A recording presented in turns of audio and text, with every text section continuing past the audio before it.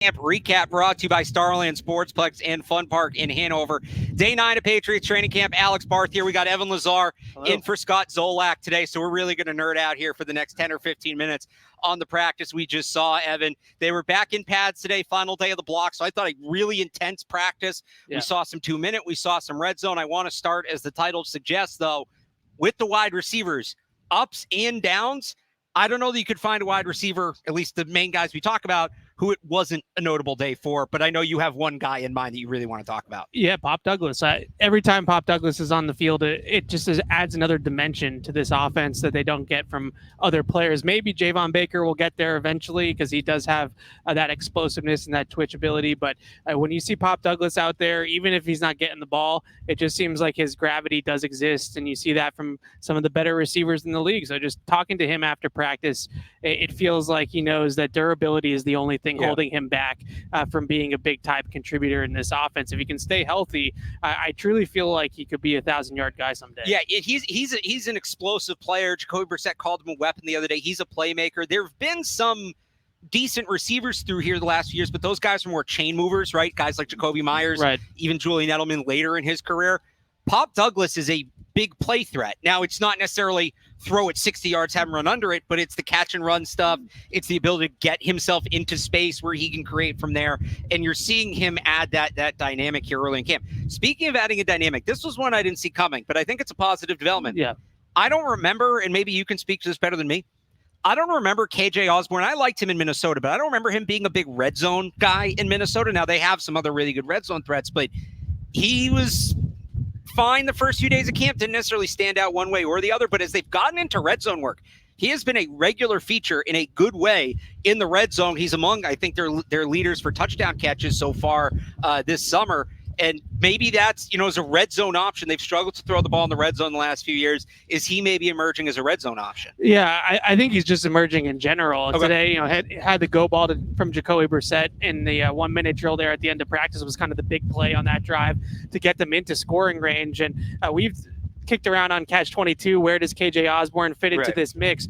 Today felt like a day where it was like, he's a lock on this roster. He's going to be here. He's going to be on this team. And the second point I'd make is that early on in the season, before Javon Baker and Jalen Polk are necessarily ready to take on a full-time role in this offense. And if Kendrick Bourne's still hurt. Right. My guess is that KJ Osborne is going to be out there a ton, especially on early downs before those rookies are ready to go, and maybe before Bourne is good to go as well, which is a good point, too. I'm okay with that from what we've seen the last few days. I'm okay with that. Any thoughts real quick on the rookies before we get to some of the downs at receiver? Well, I just think both rookies to me I keep saying the same thing, but it feels like they're just as advertised. Yeah.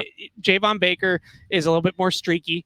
But he has the flash or the highlight plays that we see here. Once every 2 days, he makes a catch that makes you go, wow. Yep. Whereas Jalen Polk just is a steady chain-moving presence. You mentioned a guy like Jacoby Myers. I feel like it's the same guy. He caught a pass from Drake May on the sideline today on a comeback route where it was all hands. Like, he had to go to the ground to get the ball, and you just see the hands stick out like this, and it's just magnets, right? And big hands that secure the catch. So I think that they have a kind of a good yin and yang there that they can develop with, and maybe pop in the slot, and that's sort of the future. And I've liked that we've seen that a little bit in practice with Drake May and the twos. We have seen those three together. Not necessarily all the results there yet, but it's cool to see the future in these snapshots. Well, since we're making this about the receivers, on the flip side, and I think part of the reason we saw more of that today, Tyquan Thornton not on the field. Came out later in the day, wasn't in pads, and we've been I don't want to say waiting for this, but everything with Tyquan having the good start to camp came with, but he's got to stay healthy. We don't know exactly why he wasn't out there today, but given his history, just him not participating, you take a little bit longer of a look at that. Yeah, that's the big thing with him. We talk about it all the time. There's a role in this offense for him because they don't have a lot of speed on the outside. I like what I've seen out of KJ Osborne, and I'm hopeful for the future with Javon Baker. But with those two guys, it's not necessarily 4.28 speed. They're both kind of more 4.5 guys. Not that the 40 is everything, but you just look at that ability to truly take the top off the defense. And maybe it's even just gravity down the field to occupy a safety or to run through coverage to be able to clear out a sideline route or something like that.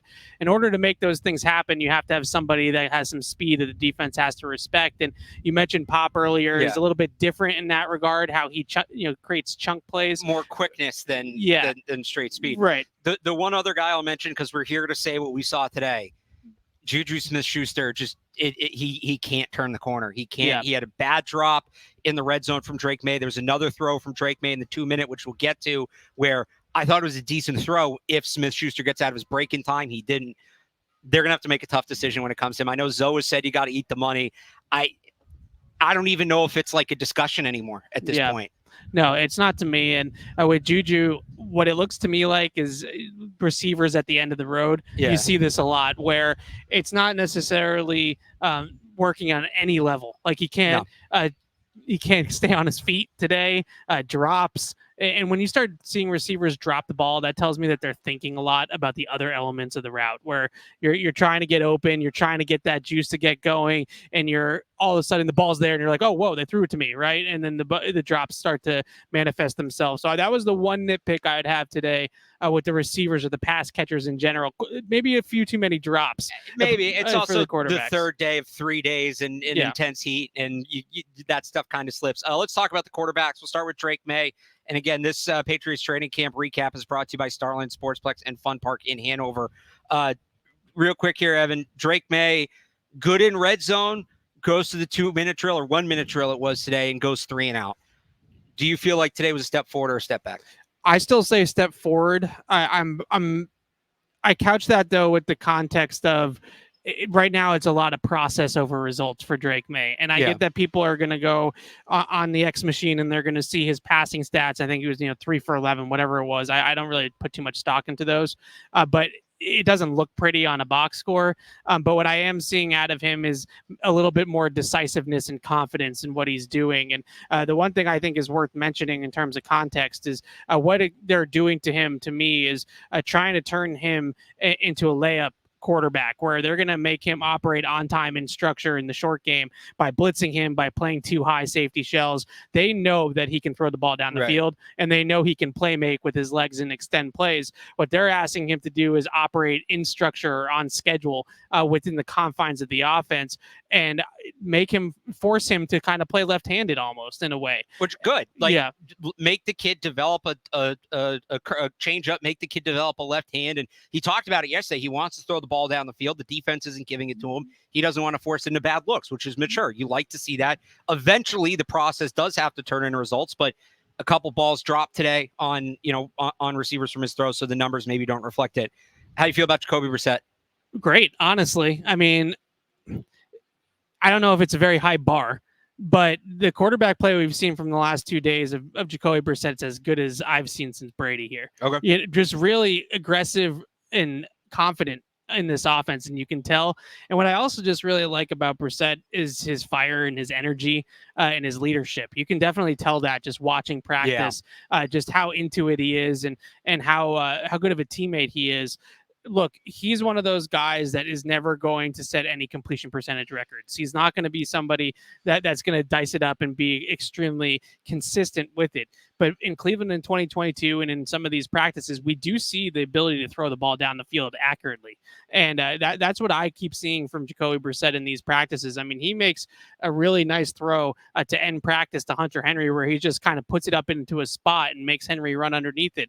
Those types of plays are there with Jacoby Brissett. We saw it yesterday, maybe a little bit more on the throws to Pop up the seams, that he was able to just kind of let it go and uncork it in there. So his confidence and his decisiveness, aggressiveness in this offense is standing out to me, and he's doing his job all around of being that bridge quarterback for the short term in terms of on the field, and then also being the leader and the mentor off the field too. I do want to add one quick note on the defense here. I thought Matthew Judon was really good today.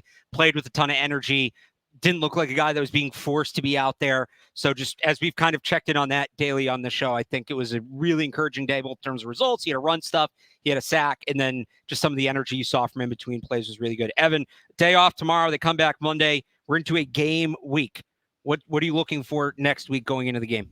Well, for Drake May, it's obviously continue to make strides and continue to just take those profits. Like, don't be afraid to take a profit. That's always a quarterback one-on-one type of thing. I think the other thing that I would like to see is what are they going to roll into the preseason with along the offensive line in front of him? Because he's going to play in the preseason. I don't know how much Jacoby Brissett's going to play, but Drake May is going to play.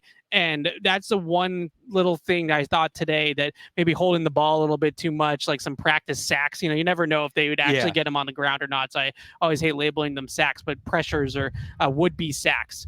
So those are the things that you might want to clean up going into the game. This Patriots Training Camp recap is brought to you by Starland Sportsplex and Fun Park in Hanover. That's Evan Lazar. He'll have more coverage on Patriots.com. Myself, Matt Dolph, we have you covered on 98.5, thesportshub.com.